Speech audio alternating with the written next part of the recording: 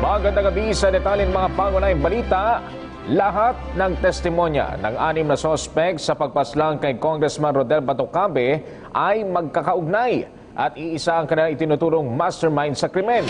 Dalawa pang suspect ang sumuko sa mga otoridad kaninang umaga matapos na sumuko ang gunman na si Henry Yuson.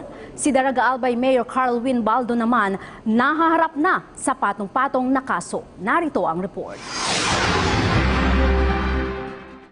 Meron ng matibay na kasong pwedeng iharap sa korte upang mausig ang lahat ng akusado sa pagpatay kay Ako Party List Representative Rodel Batocabe at ang kanyang security escort na si SPO2 Orlando Diaz. Inihayag ito ni PNP Chief Oscar Albayalde matapos na ipailalim sa custody ng pulisya ang umaming gunman na si Henry Guanzon Yuson. Si Yuson na isa sa 6 na suspect ay naaresto kagabi ng mga operatiba ng Albay Police sa pakikipagtulungan ng 903rd Brigade ng Philippine Army.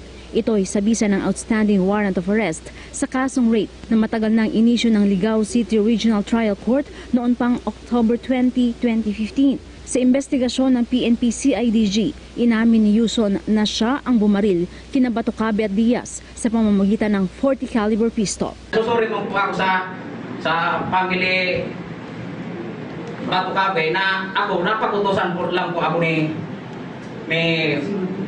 Awin Mayor Baldo na patayin siya na binayaran po ako.